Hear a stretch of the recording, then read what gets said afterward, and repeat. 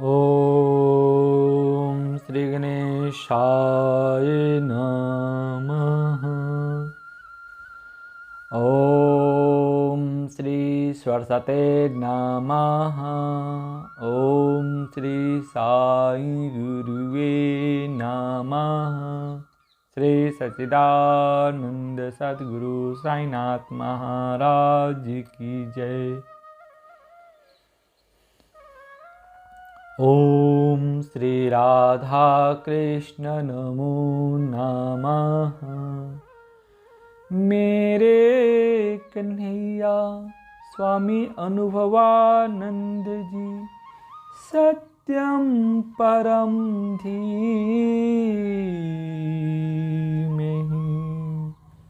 दसम स्कंद अध्याय 84 वसुदेव जी का युगोत्सव। राधा राधा कृष्ण राधा। कथा। श्री सुखदेव जी कहते हैं, परीक्षित, भगवान के प्रति उनकी पत्नियों का कितना प्रेम है, यह बात कुंती, गांधारी, द्रौपदी, सुभद्रा, दूसरी राजपत्नियों तथा गोपियों ने भी सुनी। सब की सब उनका यह अलौकिक प्रेम देखकर अत्यंत मुग्ध और विस्मित हो गई। सबके नेत्रों में प्रेम के आंसू छलक आए हैं।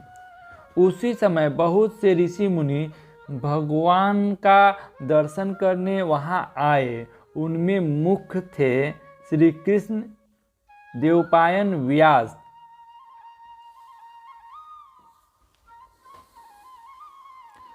महर्षि नारद, च्यवन, देवल, असित, विश्वामित्र, शतानंद, भारद्वाज, गौतम, शिष्यों सहित भगवान परशुराम, वशिष्ठ, गालव, भृगु, पुलस्त्य, कश्यप, अत्रि, मार्कंडे, बृहस्पति, द्विज, चित्र, एकत, सनक, सनंदन, सनातर, सनत कुमार, अंगिरा, अगस्त्य, याज्ञवल्क और वामदेव इत्यादि। उन्हें आते देख सबने खड़े होकर उनका अभिवादन किया तथा बलराम जी के साथ स्वयं भगवान श्री कृष्ण ने उनका विधिवत पूजन किया। जब सब ऋषि मुनि आराम से बैठ गए तब भगवान श्री कृष्ण ने भरी सभा में कहा, धन्य है, आज जन्म लेने का पूरा फल मिल गया, क्योंकि जिन योगेश्वरों का दर्शन देवताओं के लिए भी अति दुर्लभ है, उनका दर्शन हमें प्राप्त हुआ है। जिन्होंने बहुत थोड़ी तपस्या की है और अपने इष्ट देव को सब प्राणियों में न देखकर केवल मूर्ति वेश में ही दर्शन करते हैं, उन्हें आप लोगों के दर्शन, स्पर्श, कुशल प्रश्न और अर्चना आदि का सुअवसर भला कहाँ मिल सकता है। संत पुरुष ही वास्तव में तीर्थ और देवता हैं, जो केवल दर्शन मात्र से कृतार्थ कर देते हैं। अग्नि, सूर्य, चंद्रमा, तारे, पृथ्वी, जल, आकाश, वायु, वाणी और मन के देवता उपासना करने पर भी पाप का पूरा नाश नहीं कर सकते, क्योंकि उनकी उपासना से भेद बुद्धि का नाश नहीं होता। वह तो और बढ़ती ही है, परंतु यदि घड़ी दो घड़ी भी महापुरुषों की सेवा की जाए तो वे सारे पाप ताप को मिटा देते हैं, क्योंकि वे भेद बुद्धि के विनाशक हैं। महात्माओं और सभासदों, जो मनुष्य वात, पित्त और कफ से बने इस सौतुल शरीर को ही अपना मैं, स्त्री पुत्र को ही अपना और मिट्टी पत्थर आदि के विकारों को ही अपना इष्ट देव मानते हैं तथा जो जल को ही तीर्थ समझते हैं, महापुरुषों को नहीं, वे मनुष्य होने पर भी पशुओं में नीच गधे ही है। सीखने की बात, यहाँ भगवान बहुत महत्व की बात बता रहे हैं। कई बार हम लोग अपने भगवान की पूजा में ही इतने सीमित हो जाते हैं कि हमारी जड़ बुद्धि में यह बात नहीं उतरती कि अगल बगल कोई संत हो, सत्संग हो तो वहाँ जाना चाहिए। जब हम समझो लड्डू गोपाल की पूजा करते हैं तो यह भावना जागृत नहीं होती कि यह विग्रह चैतन्य है। हम सभी सुविधानुसार पूजा करते हैं, हमें ध्यान नहीं आता कि जा रहा है तो नहलाने का गर्म पानी होना चाहिए।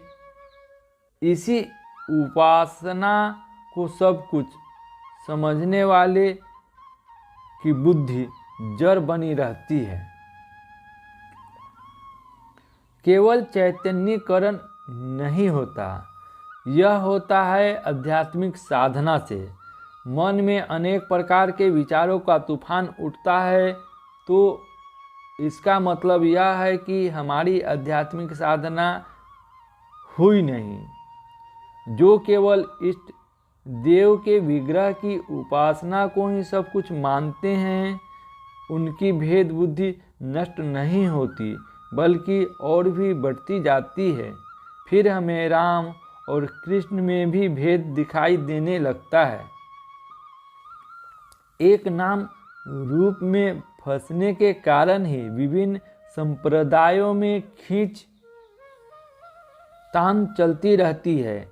कई वैष्णव शिव जी की पूजा का निषेध करते हैं, कई सेव भगवान विष्णु का तिरस्कार करते हैं, जिसके कारण हृदय में तिरस्कार का जन्म होता है। वह प्रेम नहीं, प्रेम का आभास मात्र है। सबसे बड़ा पाप है भेद का समर्थन, सबसे बड़ा पाप है द्वैत की प्रतिष्ठा, सबसे बड़ा पाप है अपने को परिच्छिन्न समझना। इन सभी पापों से मुक्ति तब होगी जब हम साधु संतों के पास जाकर परमात्मा को आत्म रूप से जानने की प्रक्रिया सीखेंगे। यह बहुत महत्व की बात है। हमारे उपनिषदों में एक बहुत महत्वपूर्ण प्रश्न पूछा गया। हम हैं सच्चिदानंद स्वरूप और अपने को 3.5 हाथ वाली देह के विकार, मन और मन के विकारों में लगा रखा है। क्या यह चोरी नहीं है? क्या यह आत्महत्या नहीं है? आत्मघाती हम ही हैं जो अपने स्वरूप का तिरस्कार कर रहे हैं। ईशावास्य उपनिषद में कहा गया है कि ऐसे आत्महत्यारे जन्म मरण के चक्कर से कभी नहीं छूटेंगे, हमेशा दुखी रहेंगे। भगवान का यह उपदेश बहुत महत्व का है। किसी भी प्रकार से इन बातों को मन में न लाएं कि ये तो किसी दूसरे महात्मा के चेले हैं, हम तो दूसरे ग्रुप के हैं। जो ग्रुप के होते हैं वे न साधक होते हैं न महात्मा। आकाश का कोई ग्रुप नहीं, पृथ्वी का कोई ग्रुप नहीं, अनंत में ग्रुप हो ही नहीं सकता। हमने काल्पनिक रेखाएं खींचकर इन्हें बांट रखा है, यह वास्तविक नहीं। हमारे अखंडानंद जी महाराज के एक अनुयायी थे। एक बार उन्होंने महाराज श्री से कहा कि आपके हम अनुयायी पूरे विश्व में फैले हुए हैं।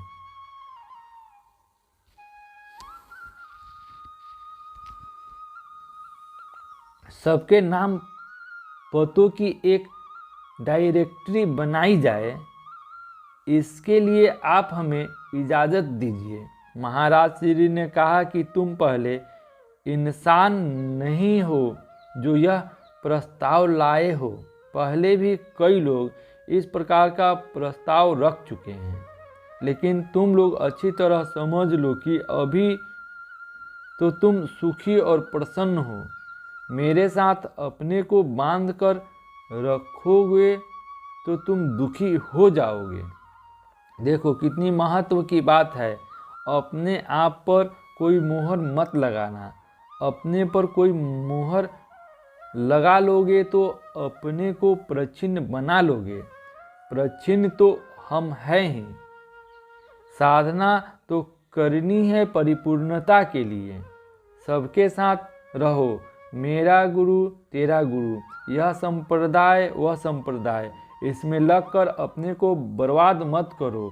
यहाँ भगवान के वचन है कि भेद बुद्धि ही सबसे बड़ा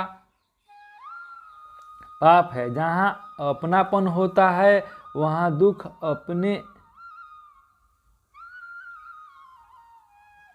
आप निकल जाता है। जहाँ परायापन होता है वहीं कामना होती है, वहीं क्रोध होता है, वहीं भय होता है।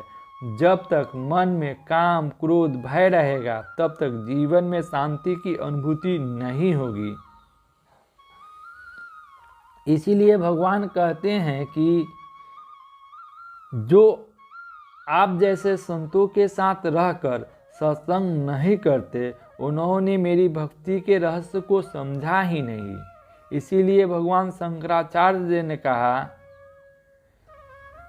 जितना हम सत्संग करेंगे हमारी बुद्धि की ग्रंथियां खुलती जाएगी। हमारी 3 परेशानियां हैं।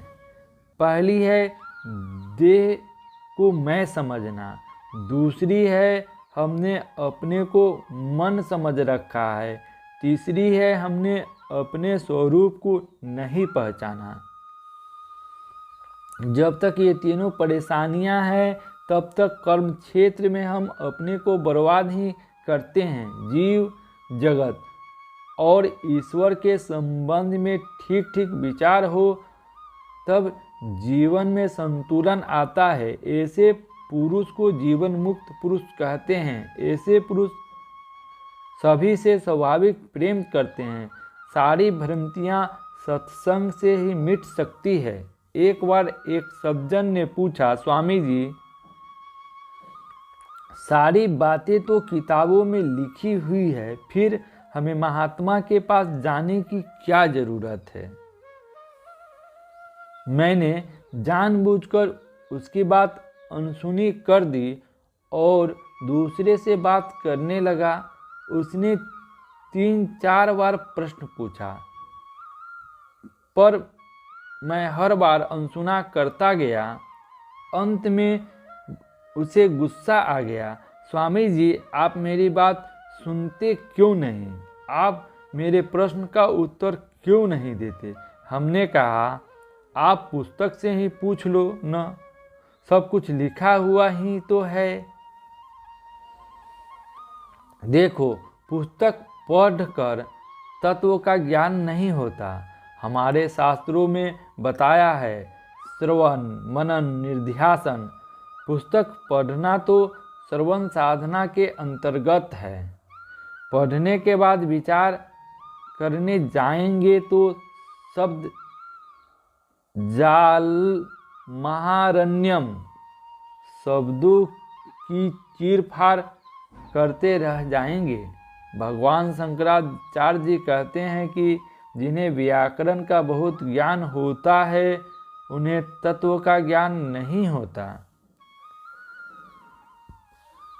भगवान ने यहाँ कितनी कठोर बात कही है कि जो ज्ञानी महापुरुषों को नहीं बल्कि पानी, पवित्र नदी आदि को ही तीर्थ मानता है, मिट्टी पत्थर के विकारों मूर्तियों को ही इष्टदेव मानता है, वह व्यक्ति मनुष्य होने पर भी पशुओं में भी गधा है। देखो, साधना का तात्पर्य है जड़ता से उठकर चैतन्य में प्रवेश करना। इसके बाद जड़ चेतन के भेद को भी पार करके जड़ चेतन के अधिष्ठान को आत्मरूप से पहचानना। गीता के 15वें अध्याय में कहते हैं,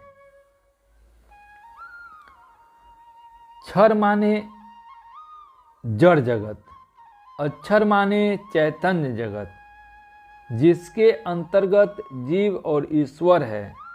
पुरुषोत्तम माने उत्तम पुरुष। उत्तम पुरुष वह है जो मध्यम पुरुष और अन्य पुरुष को आधार दे रहा है। जिसने इस बात को ठीक से समझा है उसी ने ठीक से समझा है।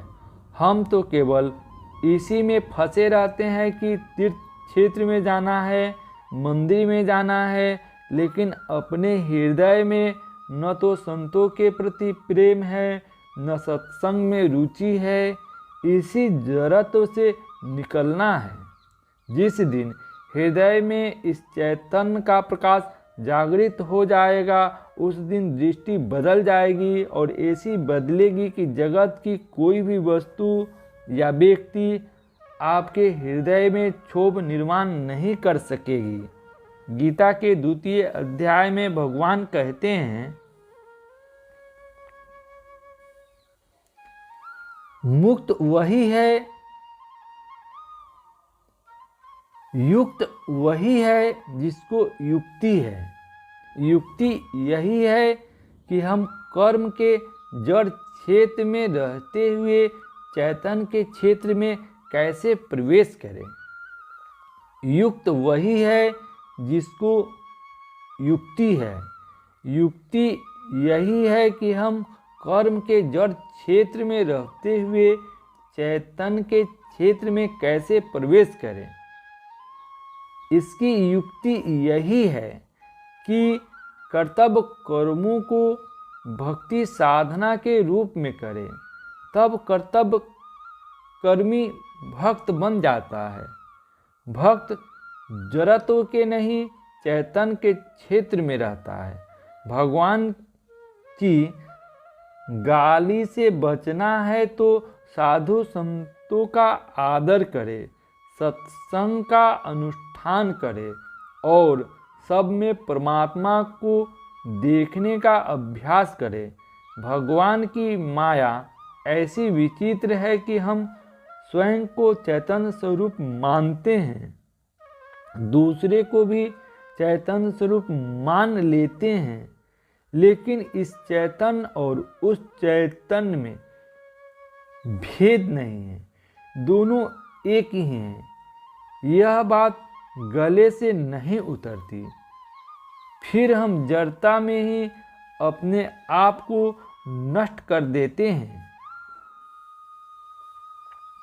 कथा श्री सुखदेव जी कहते हैं, परीक्षित, भगवान का यह गुड भाषण सुनकर ऋषि मुनियों की बुद्धि चक्कर में पड़ गई कि ये साक्षात भगवान होकर भी यह क्या कह रहे हैं।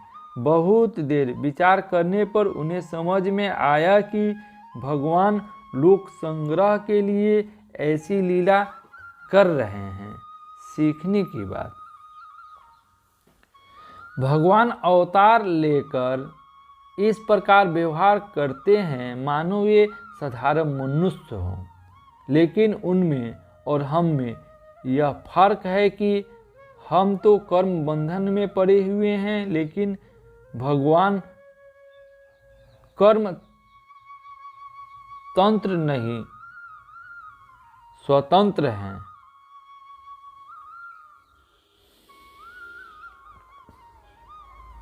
भगवान कर्म करते हैं लोक संग्रह के लिए। उन्होंने गीता में कहा, जैसा जैसा बड़ों का व्यवहार होता है उसी के अनुसार छोटे भी व्यवहार करते हैं।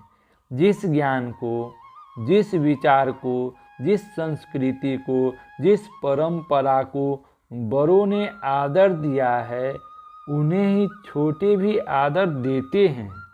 यह बहुत महत्व की बात है। यदि हमारे घरों में भगवत गीता, रामायण आदि का पाठ नहीं होता है और माँ बाप निम्न कोटि की पुस्तकें, पत्रिकाएं इत्यादि पढ़ते हुए बच्चों को सुधारने के लिए कहें तो यह उन पर अत्याचार है। जब तक हमारे आचरण और हमारे व्यवहार पक्के नहीं होंगे तब तक बच्चे हमारी बात नहीं सुनेंगे। भगवान की इस प्रकार की बातें पढ़कर हमारे मन में आता है कि भगवान तो स्वयं भगवान होकर भी साधु संतों को इतना आदर दे रहे हैं, तो हम तो साधारण जीव है। हमारा अनिवार्य कर्तव्य बन जाता है कि हम भी ऐसे ही करें। हमारा ऐसा व्यवहार हो कि अगली पीढ़ी को योग मार्गदर्शन मिले, तब तो हमारे बड़े होने में गौरव है। वरना केवल कद में बड़े हो जाने से ही सब कुछ हो जाता तो जगत में अनेक पेड़ पहाड़ आदि हमसे बहुत बड़े हैं लेकिन उससे कुछ नहीं होता। कथा। मुनियों ने कहा, हे भगवान, आपकी माया से प्रजापतियों के अधीश्वर मरीच तक मोहित हो जाते हैं और बड़े बड़े तत्वज्ञानी तथा हम लोग भी मोहित हो जाते हैं, क्योंकि आप स्वयं ईश्वर होकर भी अपने को छिपाकर जीव के जैसी चेष्टाएं कर रहे हैं। सचमुच आपकी लीला अत्यंत अद्भुत और विचित्र है। जैसे पृथ्वी अपने विकारों द्वारा वृक्ष, पत्थर, घट आदि अनेक रूप धारण कर लेती है, वास्तव में वह एक ही है। वैसे ही आप भी अनेक रूप धारण कर जगत की रचना, रक्षा और संहार करते हैं, लेकिन सब कुछ करते हुए भी आप उनमें लिप्त नहीं होते। जो सजातीय, विजातीय, स्वगत भेद से शून्य एक रस है, उसका यह चरित्र लीला मात्र नहीं तो और क्या है। धन्य है आपकी लीला। सीखने की बात। देखो, इस लीला तत्व को जीवन में उतार लो, फिर सारी समस्याएं खत्म हो जाएगी। अपने जीवन में जो भी अच्छा बुरा हो रहा है वह क्यों हो रहा है? एक ही उत्तर, भगवान की लीला चल रही है। भगवान की लीला माने हमारा किसी से कोई विरोध नहीं, किसी से न कुछ लेना है न देना है। फिर क्या कर रहे हैं? Time pass. सब साधनाओं, सब घटनाओं को लीला के रूप में स्वीकार कर लेंगे से हम कार्य कारण के बंधन से मुक्त हो जाते हैं। सब घटनाओं को लीला के रूप में स्वीकार कर लेने से हम कार्य कारण के बंधन से मुक्त हो जाते हैं। कार्य कारण के भाव से परमात्मा की प्राप्ति नहीं होती। देखो, बहुत आवश्यक है। यदि तत्व की प्राप्ति करनी है तो बुद्धि की जेल से छूटना होगा। यानी हर बात को तर्क की कसौटी पर जांचना बंद करना होगा। किसी तर्कशास्त्री से पूछो कि हम अपने से अन्य किसी वस्तु को देखते हैं तो जड़ता का अनुभव होता है, लेकिन अपनी देह को देखते हैं तो जड़ता का अनुभव क्यों नहीं होता? क्या कोई तर्क है जिसके द्वारा यह समझाया जा सके? यह भगवान की माया है और इसी में रहकर हम भगवान की लीला में सहभागी बने। इसी के द्वारा हम बुद्धि की परतंत्रता से मुक्त हो सकते हैं, वरना तो हमने देखा है कि जो जितना बुद्धिमान है वह उतना ही दुखी है। देखो अर्जुन कितना दुखी हुआ था युद्ध से पहले। भगवान ने गीता के 11वें अध्याय में बताया, अर्जुन बेमतलब सीरियस क्यों हो रहे हो? मैंने तो इन्हें पहले ही मार दिया है, तुम तो मरे हुए को मारो और पद्म विभूषित ले लो। अर्जुन ने कितने तर्क दिए थे युद्ध न करने के पक्ष में। जो अपने तर्कों के ताने बानों में उलझा रहता है उसे भगवान के प्रेम का रस कभी भी नहीं मिल सकता। जगत को जब हम लीला के रूप में स्वीकार करते हैं तो मानो कुर्सी पर बैठ सिनेमा देखते हैं। वेदांती लोग इसे बड़ी साधना बताते हैं। मैं शरीर नहीं हूँ, मैं मन नहीं हूँ, मैं बुद्धि नहीं हूँ, मैं साक्षी चैतन्य हूँ। आंखें बंद करके ऐसा करते करते आँखों के बीच प्रेशर बढ़ जाता है और सर दर्द होने लगता है। वास्तविक साक्षी भाव जागृत करना है तो संपूर्ण विश्व को भगवान की लीला समझो और उसका आनंद लो। हमारे ज्ञानेश्वर महाराज बहुत स्पष्ट शब्दों में कहते हैं कि यह संपूर्ण संसार भगवान के बड़े उत्साह का आयोजन है। इसमें किसी भी प्रकार के दुख की बात नहीं है। प्रत्येक घटना में लीला देखना शुरू कर दो। टीवी में सीरियल देखते हैं तो चाहे सास बहू के झगड़े हो या कोई बड़े अपराध की बात करे, सीरियल हम इसलिए देखते हैं कि उसमें मज़ा आता है। अपने जीवन के अनुभवों को भगवान की लीला के रूप में मानने लगेंगे तो आपकी कभी लाभ हानि नहीं होगी, कभी जय पराजय नहीं होगी।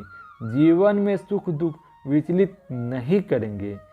इसी समत को योग कहते हैं। भगवान की लीला में जो पाठ हमें मिला है उसे बढ़िया से बढ़िया करे और भगवान के विरोधी बनकर न करे। जो भगवान का विरोधी बनकर रहता है उसी के जीवन में कष्ट है, उसी के जीवन में दुख है। कथा।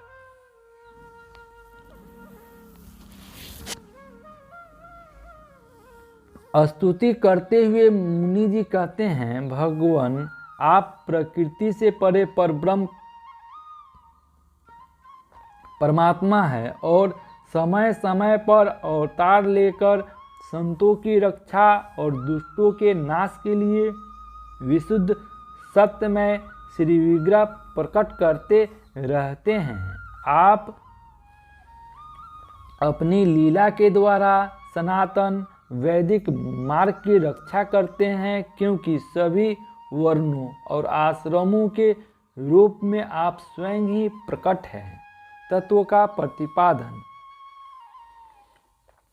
यह विषय भागवत के 7वें स्कंद में बहुत विस्तार से आया था। हमारे सनातन धर्म के 2 पहलू हैं, एक को कहते हैं सनातन धर्म, जो मनुष्य मात्र के लिए है, उसमें हिंदू मुसलमान का कोई भेद नहीं। दूसरा है वर्णाश्रम व्यवस्था, यह समाज में सुव्यवस्था बनाए रखने के लिए है। जैसे किसी संस्थान में अनेक प्रकार के लोग काम करते हैं, सबके अपने अपने अधिकार और कार्य क्षेत्र हैं। ये भेद भाव निर्माण करने के लिए नहीं, बल्कि संस्थान को सुव्यवस्थित ढंग से चलाने के लिए है। इस व्यवस्था के अंतर्गत 4 वर्ण हैं: ब्रह्मचर्य, क्षत्रिय, वैश्य, शूद्र। 4 आश्रम है: ब्रह्मचर्य, गृहस्थ, वानप्रस्थ और संन्यास। वर्ण और आश्रमों का तात्पर्य यही है कि समाज को चलाने के लिए 4 प्रकार के लोगों की आवश्यकता होती है। पहले बुद्धि प्रधान ब्राह्मण, दूसरे कर्म प्रधान क्षत्रिय, तीसरे धन दौलत निर्माण करने वाले वैश्य और चौथे इन लोगों के बताए अनुसार शारीरिक कार्य करने वाले शूद्र। ये चारों जब एक दूसरे की मदद करते हुए चलेंगे तो समाज को उन्नति प्राप्त करेगा।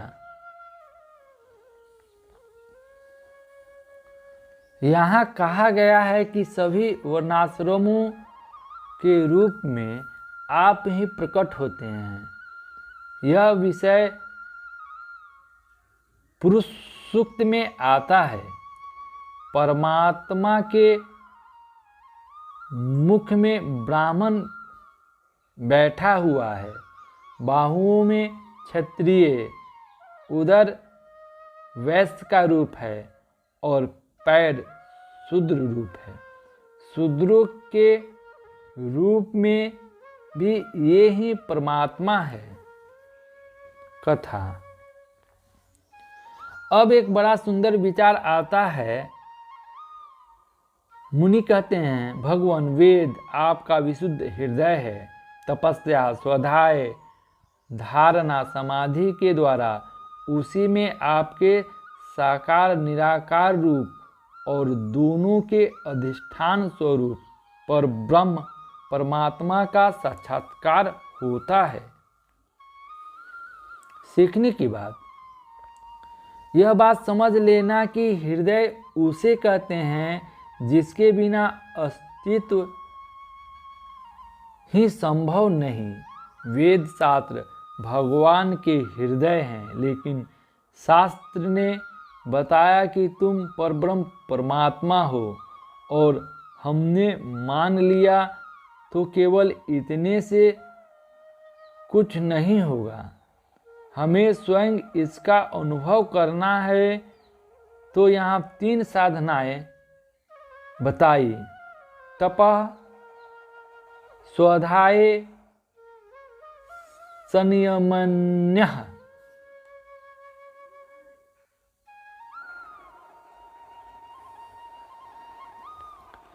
तपस्या का अर्थ है अपने जीवन में आने वाले कष्टों को लेकर दुखी नहीं होना। पति पत्नी परिवार के साथ रहकर खुश रहो तो तपस्या हो जाएगी। आपको पहाड़ों पर या जंगल में जाने की ज़रूरत नहीं, आपको कुछ विशेष करने की ज़रूरत नहीं। तपस्या के द्वारा 2 बातें होती है। एक तो हमारा आत्मविश्वास जागृत होता है, दूसरा किसी वस्तु व्यक्ति पर हमारा जो प्रलंबन है वह दूर हो जाता है। स्वाध्याय का अर्थ है अपना अध्ययन करना।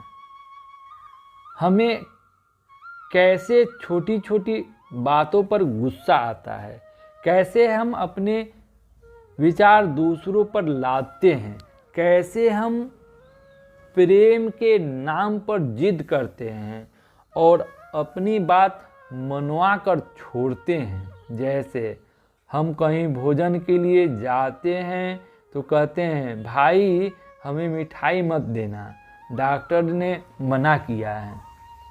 कुछ लोग ऐसे होते हैं कि कहते हैं स्वामी जी कुछ नहीं होगा। मैं कहता हूँ नहीं, गड़बड़ हो जाएगी। तो बोलेंगे अरे स्वामी जी कुछ नहीं होगा, हम देख लेंगे। थोड़ा सा तो लेना ही होगा। देखो, अपनी मनवा कर हम कहते हैं कि हमने प्रेम किया, लेकिन वह होती है हमारी जिद। स्वाध्याय यही है कि हम अपने मन को शांत रख पाते हैं कि नहीं। जगत में व्यवहार करते समय अंतःकरण शांत प्रसन्न रहता है तो समझना हमारी साधना ठीक हो रही है। जगत में व्यवहार करते समय यदि अंतःकरण का सत्यानाश हो रहा है तो हम साधना नहीं कर रहे हैं, अपना राग द्वेष बढ़ा रहे हैं। तीसरी बात यहाँ बताई गई संयम। अपनी ज्ञानेंद्रिय, कर्मेंद्रिय, अंतःकरण पर संयम होना जरूरी है। यहाँ संयम की बात विशेष रूप से मन के लिए कही गई है। संयम शास्त्रीय शब्द है और इसकी परिभाषा आती है पातंजलि योग दर्शन में। वहाँ संयम की परिभाषा देते हुए महर्षि पातंजलि कहते हैं कि जब हमारा मन देश काल वस्तु में भटकना बंद कर देता है तो धारणा, ध्यान, समाधि द्वारा हमारे मन की जो स्थिति होती है उसे कहते हैं संयम। जो ऐसा संयमित है, ऐसा जो संयमित है, अंतर्मुखी है, जिसके जीवन में तपस्या को स्वीकार किया है, वही परमात्मा को प्राप्त कर सकता है।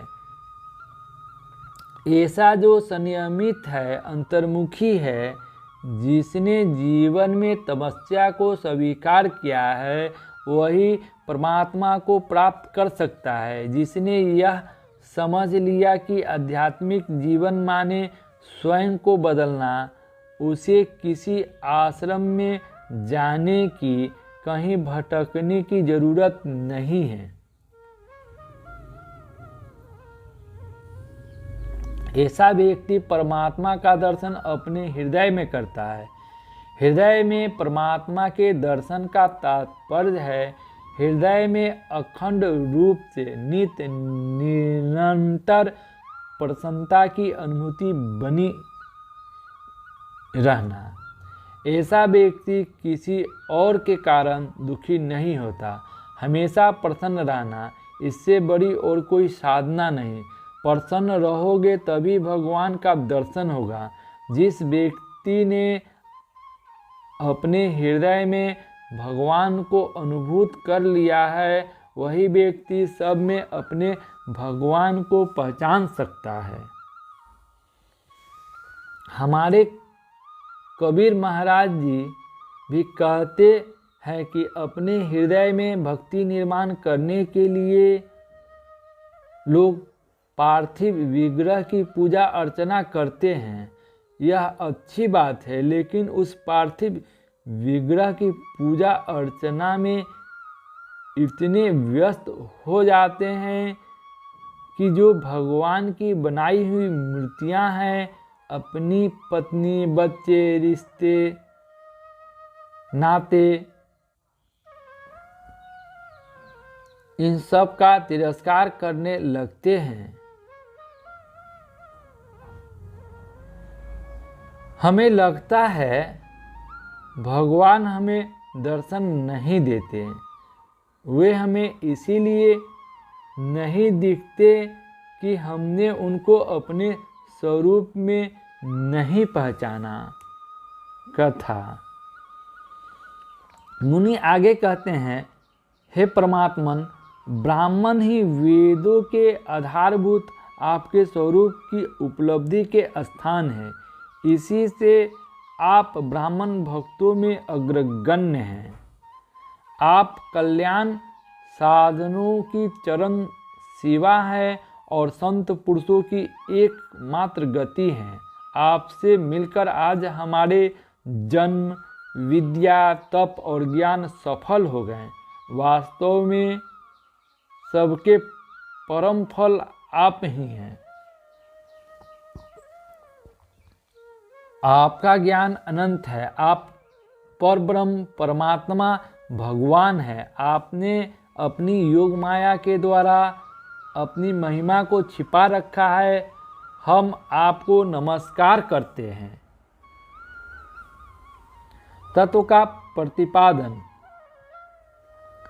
पन्नों पर छपे हुए शब्दों को धर्मशास्त्र नहीं कहते। कानून की पुस्तक के सामने कोई अपराधी खड़ा हो जाए तो समस्या का समाधान नहीं होता। उन सिद्धांतों को पढ़कर जब एक वकील अपनी बुद्धि में ग्रहण करता है और उन्हें कार्यान्वित करता है, तब कानून का पालन होता है। शास्त्रों के सिद्धांतों को धारण कर इनका अध्ययन अध्यापन करने वाले, उन्हें जीवन में उतारने वाले जो होते हैं, उन्हें कहते हैं ब्राह्मण। केवल योगोपवीत धारण करने से कोई ब्राह्मण नहीं हो जाता। भगवत गीता और भागवत में भी कई जगह आया है। चतुर्थ अध्याय में भगवान ने कहा, ब्राह्मण, क्षत्रिय, वैश्य, शूद्र अपने गुण कर्मों के अनुसार हैं। जो शास्त्रों का अध्ययन अध्यापन करके जीवन में उतारते हैं, उन्हें ही ब्राह्मण कहते हैं। ऐसे ब्राह्मणों के भक्त स्वयं भगवान श्री कृष्ण हैं। मुनि कहते हैं कि आज हमारा जीवन सफल हो गया। केवल बाहरी जगत की उपलब्धि, पैसा, गाड़ी, मकान से किसी को भी ऐसी अनुभूति नहीं हो पाती कि बस अब हमको और कुछ नहीं चाहिए। उन्हें विशेषकर बुढ़ापे में जाकर कई विचार परेशान करते हैं कि यदि मैं ऐसा करता तो अच्छा रहता है, यदि मैं ऐसा नहीं करता तो ठीक रहता। ऐसे व्यक्ति को यह अनुभूति नहीं हो सकती कि मेरा जन्म सफल हो गया। जन्म साफल्य का मतलब है कि अब हमें और कुछ नहीं चाहिए, सब कुछ हो गया। दो चीज़ों से हम अपने जीवन को सफल बनाने का प्रयत्न करते हैं। पहली है विद्या, पढ़ेंगे, लिखेंगे, पैसा कमाएंगे। दूसरी है तपस्या। जब तक जीवन में तपस्या यानी कष्ट सहने की आदत नहीं होगी, तब तक कुछ नहीं हो सकता। जिसके जीवन में स्वाध्याय, विद्या और तपस्या का मेल है, उसी का जीवन सफल बन सकता है। जीवन का सबसे बड़ा लक्ष्य है भगवत प्राप्ति। वह आज मुनियों को हो गई, इसीलिए वे कृतकृत्यता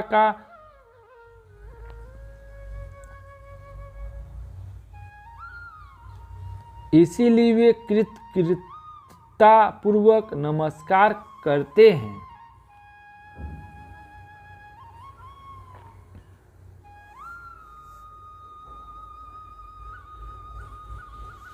कथा। मुनि कहते हैं, सभा में बैठे ये सब राजा तो क्या, यदुवंशी भी आपको वास्तव में नहीं जानते, क्योंकि आपने अपने स्वरूप को, जो सबका आत्मा, जगत का आदि कारण और नियंता है, माया के पर्दे से ढक कर रखा है। स्वप्न में मनुष्य स्वप्न के मिथ्या पदार्थों को सत्य समझ लेता है, अपने शरीर को वास्तविक शरीर मान लेता है, उतनी देर के लिए उसे इस बात का बिल्कुल पता नहीं होता कि इस स्वप्न शरीर के अतिरिक्त उसका एक जागृत अवस्था का शरीर भी है।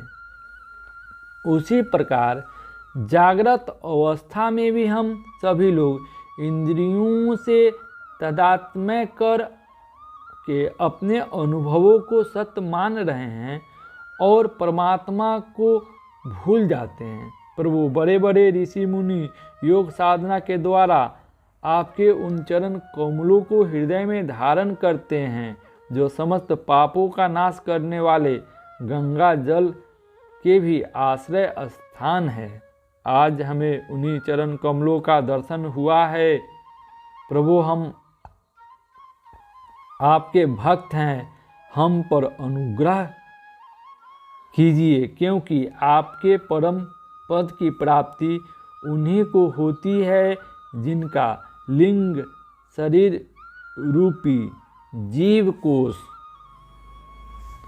आपकी भक्ति के द्वारा नष्ट हो जाता है। तत्व का प्रतिपादन। हम आपके सामने बैठे हो तो आप कहेंगे कि स्वामी जी को देख रहे हैं, पर आप हमें नहीं, हमारे शरीर और कपूरों से परावर्तित होने वाले प्रकाश को देखते हो। बिजली चली जाए और अंधकार हो जाए तो हमारे रहते हुए भी आपको कुछ नहीं दिखाई देगा।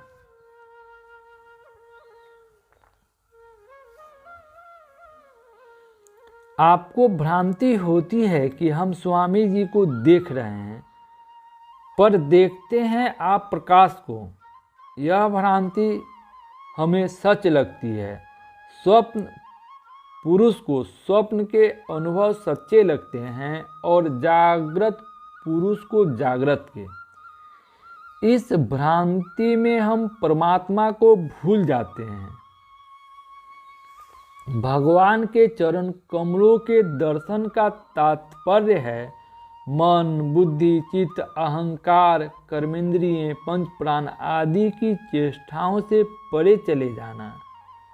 जितना हम इनके परे जाते जाएंगे उतना हम भगवान के चरण कमलों के प्रति समर्पित होते जाएंगे। यहाँ मुनि कहते हैं, भगवान आप हम पर अनुग्रह कीजिए। एक बात समझ लो कि जीवन में हमने जो पाया है उसमें अपना अधिकार नहीं है। हमने तो पाया है भगवान के अनुग्रह से। जिसने पाने और खोने में भी भगवान के अनुग्रह को पहचान लिया, उसी ने योग प्रकार से साधना की है। जो जीवन की हर बात को पूर्व जन्म के पाप पुण्य से जोड़ता है वह महाअहंकारी है।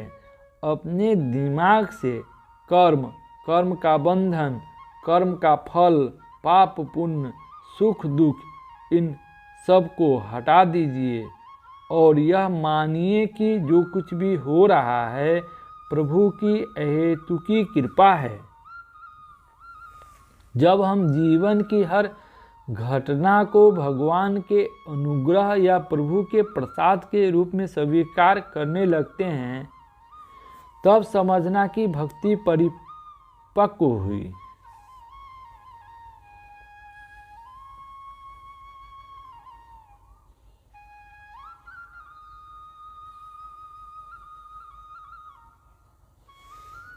यहाँ ऋषि मुनि कहते हैं, भगवान आप हम पर अनुग्रह कीजिए। एक बात समझ लो कि जीवन में हमने जो पाया उसमें अपना अधिकार नहीं। हमने जो पाया है भगवान के अनुग्रह से। जिसने पाने और खोने में भी भगवान के अनुग्रह को पहचान लिया, उसी ने योग प्रकार से साधना की है। जो जीवन की हर बात को पूर्व जन्म के पाप पुण्य से जोड़ता है वह महाअहंकारी है।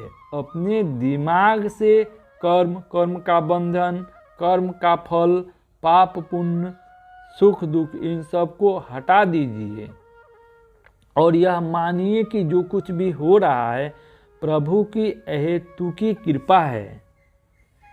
जब हम जीवन की हर घटना को भगवान के अनुग्रह या प्रभु के प्रसाद के रूप में स्वीकार करने लगते हैं तब समझना कि भक्ति परिपक्व हुई है।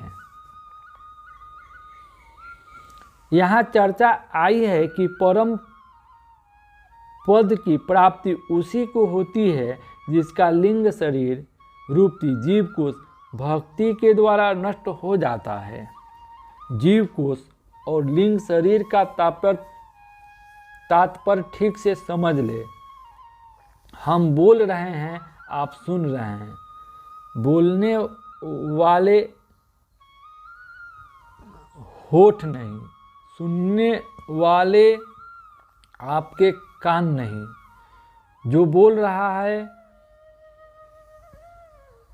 और जो सुन रहा है वह होठ और कान की एक एक उपाधि के माध्यम से अभिव्यक्त हो रहा है। उपाधि के माध्यम से अभिव्यक्त होने वाले व्यक्तित्व को जीव कहते हैं। जब तक हम अपने आप को जीव के रूप में स्वीकार करते हैं तब तक कर्म, कर्म बंधन, पूर्व जन्म, पाप पुण्य, स्वर्ग नरक का चक्र चलता रहता है। अपनी परिच्छिन्नता को सत्य के रूप में स्वीकार करना ही यही है जीव भाव। जैसे जीवन में दुख आया और हम दुखी हो गए, उसी दुखी भाव को सत्य समझने लगे तो हम हो गए जीव। यदि दुख आने पर थोड़ी देर के लिए दुखी हुए, फिर सोचा चलो हटो चाय पीते हैं, उसी क्षण हमने अपने जीव भाव को नष्ट कर दिया। इस जीव भाव से छूटने का एक ही तरीका है, अपने परिच्छिन्न व्यक्तित्व को भगवान के चरणों में समर्पित कर देना। परिच्छिन्नता के समर्पण का मतलब है अपने जीवन से प्रयत्न का शिथिल होना, जीवन में स्वाभाविकता आना और किसी प्रकार की बेचैनी न होना।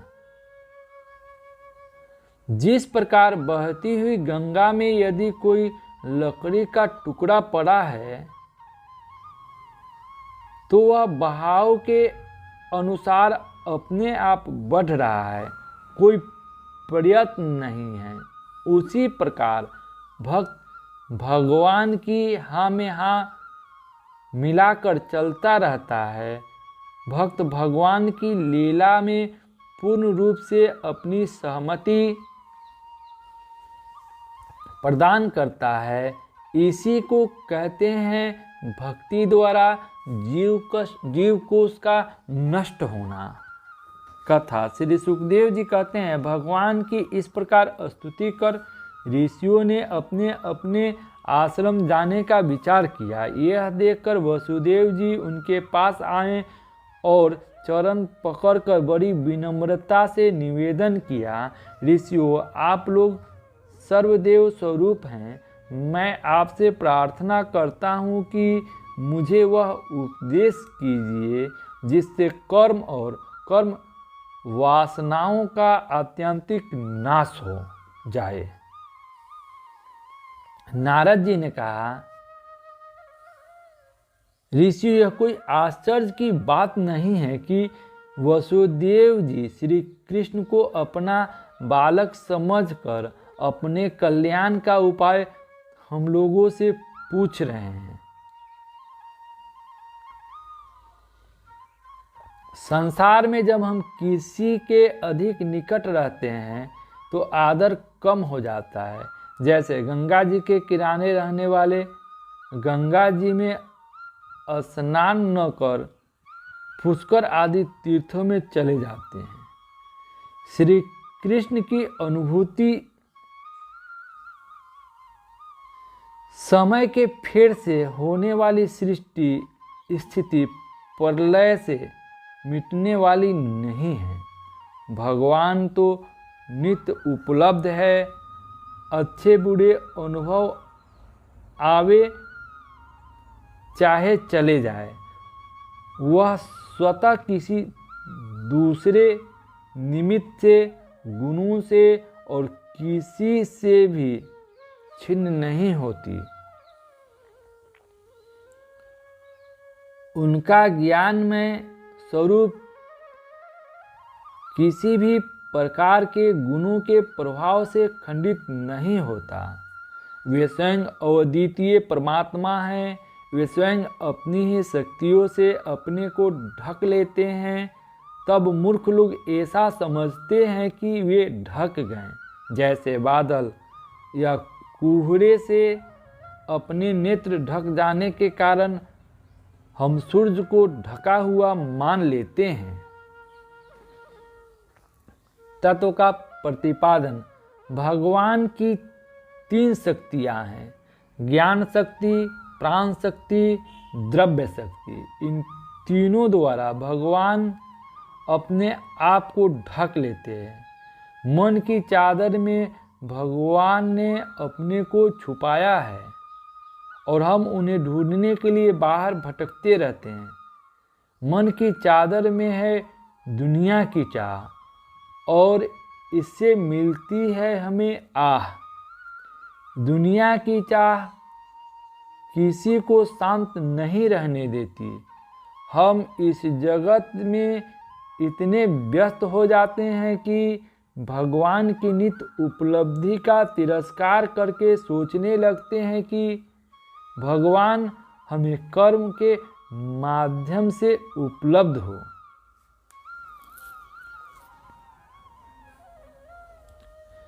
हम तीर्थ क्षेत्र में जाते हैं, वस्तुओं में भटकते हैं, दान आदि करते हैं और सोचते हैं कि हमें भगवत प्राप्ति होगी। सच तो यह है कि इन सब से उपरत होने पर ही भगवान का दर्शन होता है। कथा। ऋषियों ने कहा, कर्मों के द्वारा कर्म फलों और कर्म वासनाओं का आत्यंतिक नाश करने का सबसे अच्छा उपाय यह है कि यज्ञ के द्वारा यज्ञों के अधिपति भगवान विष्णु की आराधना की जाए। त्रिकालदर्शी ज्ञानियों ने इसे ही चित्त की शांति का उपाय, मोक्ष का साधन और हृदय में आनंद का उल्लास कराने वाला धर्म बताया है। न्याय से उपार्जित धन द्वारा श्रद्धापूर्वक भगवान की आराधना करना ही परम कल्याण का मार्ग है। यज्ञ, दान आदि के द्वारा धन की इच्छा, गृहस्थोचित भोगों द्वारा स्त्री पुत्र की इच्छा तथा काल कर्म से सर्वाधिक भोगों की इच्छा भी समाप्त हो जाती है। इस प्रकार वित्तेषणा, पुत्रेषणा, लोकेषणा को त्याग कर धीर पुरुष तपोवन का रास्ता लेते थे। ब्राह्मण, क्षत्रिय और वैश्य ये तीनों देव ऋण, ऋषि ऋण और पितर ऋण लेकर ही पैदा होते हैं। इनसे छुटकारा मिलता है यज्ञ, अध्ययन और संतानोत्पत्ति से। इन ऋणों से जो मुक्त नहीं होता उसका पतन हो जाता है। आप अध्ययन और संतान उत्पत्ति के द्वारा ऋषि ऋण और पितर ऋण से तो मुक्त हो चुके हो। अब यज्ञ द्वारा देव ऋण से मुक्त हो जाइए। इस प्रकार सारे ऋणों से मुक्त होकर भगवान की शरण में जाइए। आपने अवश्य ही जगदीश्वर भगवान की आराधना की है, तभी तो श्री कृष्ण आपके पुत्र हुए हैं। तत्व का प्रतिपादन। जब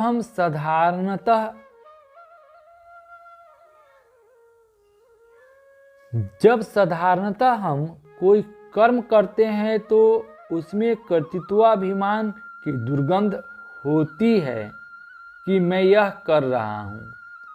लेकिन जब हम भगवान के लिए कोई कर्म करते हैं तो उसका कोई कर्म फल निर्माण नहीं होता। अपने स्वार्थ के लिए न कर जब हम भगवान के लिए कर्म करते हैं तो उससे अंतःकरण की शुद्धि होती है, जिसके द्वारा परमात्मा की प्राप्ति होती है।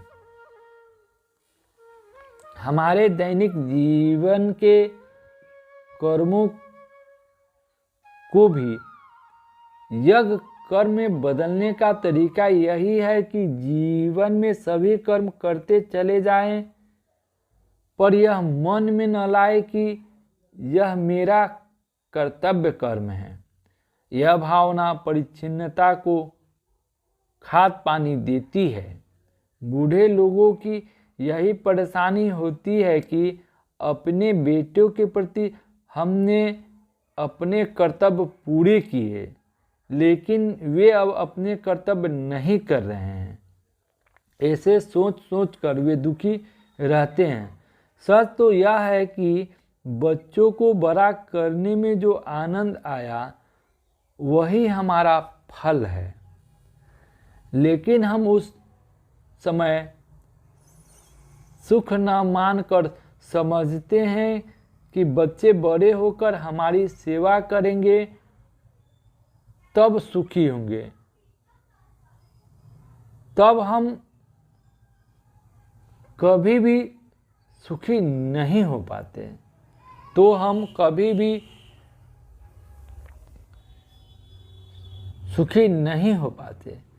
कर्म का तात्पर्य स्वयं सुख भोगने के बदले भगवान की आराधना बन जाता है तो अंतःकरण की शुद्धि होती है। इसके लिए आवश्यक है कि हमारा धन न्याय से उपार्जित हो। अन्यायपूर्वक कमाया गया धन टिकता भी नहीं और दुख का कारण भी बनता है। प्रत्येक मनुष्य जब जन्म लेता है देवताओं, पितरों और ऋषियों का ऋण लेकर ही पैदा होता है। इसीलिए कभी भी किसी का धन हड़पना या डुबाना नहीं चाहिए। कुछ लोगों के घर में बहुत बीमारियां होती है और डॉक्टर दवा आदि में बहुत पैसे खर्च होते हैं। इसका कारण पूर्व जन्म का ऋण ही है जो अब चुकता हो रहा है। कुछ के बच्चे ऐसे हो जाते हैं कि वह कमाता है, बच्चे उड़ाते हैं। ये बच्चे पिछले जन्म के कर्जदार हैं जो अपना कर्ज वसूल रहे हैं। हमें तो याद नहीं, मालूम नहीं कि किस किस का ऋण लिया था। इसीलिए हमारे शास्त्रों में ऐसी व्यवस्था दी गई है कि तीर्थ क्षेत्रों में जाकर दान आदि करना चाहिए। 3 प्रकार के ऋण हैं। देवताओं का ऋण यज्ञ से चुकता है, ऋषियों का ऋण अध्ययन से और पितरों का ऋण संतान उत्पन्न करने से चुकता है। इन तीनों ऋणों को उतार कर व्यक्ति को वानप्रस्थ आश्रम में जाना चाहिए। इसका तात्पर्य यही है कि अब अपने मन को प्रभु को छोड़कर कहीं नहीं लगाना। मेरे एक परिचित हैं, उन्होंने अपने संबंधियों को यह पत्र लिखा। मेरे प्रिय चाचा जी, चाचे जी तथा अन्य सभी को मैं सूचित कर रहा हूँ कि अब मैं काशी या किसी तीर्थ में वास करना चाहता हूँ। मेरी उम्र 73 वर्ष की हो गई है। मेरे हृदय का ऑपरेशन भी हो चुका है। मेरी आप सबसे यह प्रार्थना है कि साधना पथ पर आप सभी मेरा सहयोग करें। जीवन के इस पड़ाव में हर श्वास के साथ प्रभु स्मरण करना चाहता हूँ।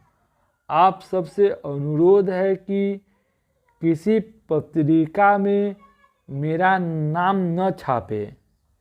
साधना पथ पर अग्रसर होने में मेरी मदद करें।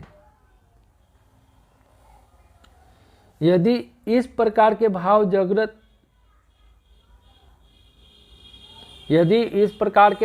जागृत नहीं होते तो सारे कर्म व्यर्थ हैं, सारा ज्ञान व्यर्थ है।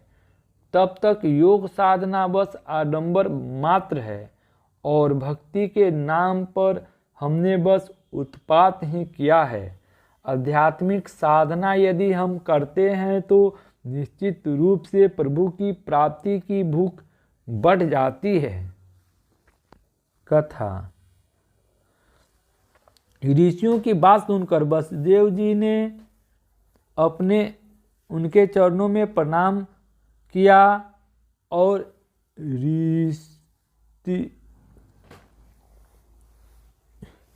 ऋत्विजों के रूप में उनका वरण किया। ऋषियों की बात सुनकर वसुदेव जी उनके चरणों में प्रणाम किया और ऋत्विजों के रूप में उनका वरण कर लिया। ऋषियों ने पुण्य क्षेत्र कुरुक्षेत्र में उत्तम सामग्री से युक्त यज्ञ करावाए। जब वसुदेव जी ने यज्ञ की दीक्षा ली तो उनकी पत्नियां तथा अन्य राजागण सुंदर वस्त्र आभूषण पहनकर यज्ञशाला में आ गए। तरह तरह के सुंदर बाजे बजने लगे। भगवान श्री कृष्ण और बलराम जी अपने भाई बंधुओं तथा स्त्री पुत्रों के साथ अत्यंत शोभायमान हुए। वसुदेव जी ने अनेक योगों के द्वारा द्रव्य, क्रिया और ज्ञान के मंत्रों के स्वामी विष्णु भगवान की आराधना की। इसके बाद उन्होंने शास्त्र के अनुसार प्रचुर दान किया। यज्ञ के अंत में परशुराम जी के बनाए हुए कुंड राम हृदय में स्नान किया।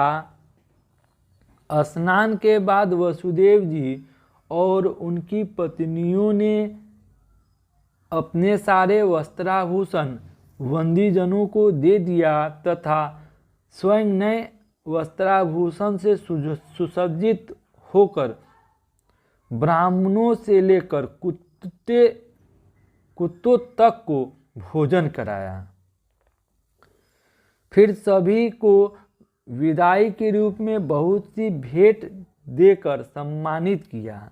वे सभी भगवान श्री कृष्ण की अनुमति लेकर यज्ञ की प्रशंसा करते हुए अपने अपने घर चले गए।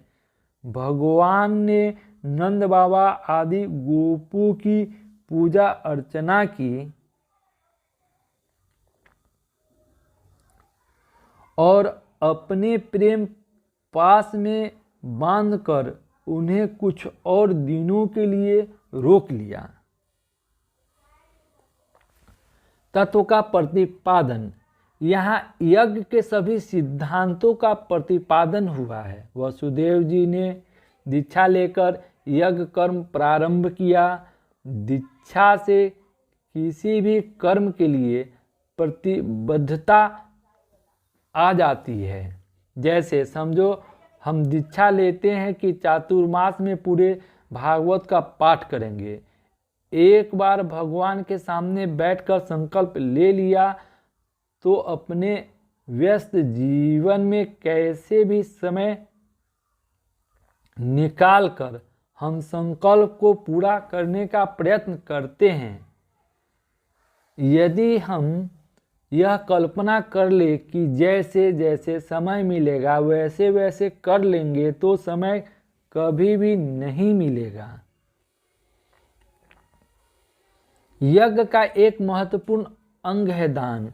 गृहस्थ के जीवन में जो भी धन आता है, दान से उसका पवित्रीकरण होता है। पैसा कमाने में कहीं न कहीं खोट आ ही जाता है। इस खोट को दूर करने के लिए ही ऋषि मुनियों ने दान की आवश्यकता बताई है। किंतु गृहस्थों के लिए जितना आवश्यक है दान, उससे कई गुना आवश्यक है त्याग। दान और त्याग में अंतर है। जब हम दान करते हैं तो दान में दी गई वस्तु के प्रति महात्म बुद्धि रहती है।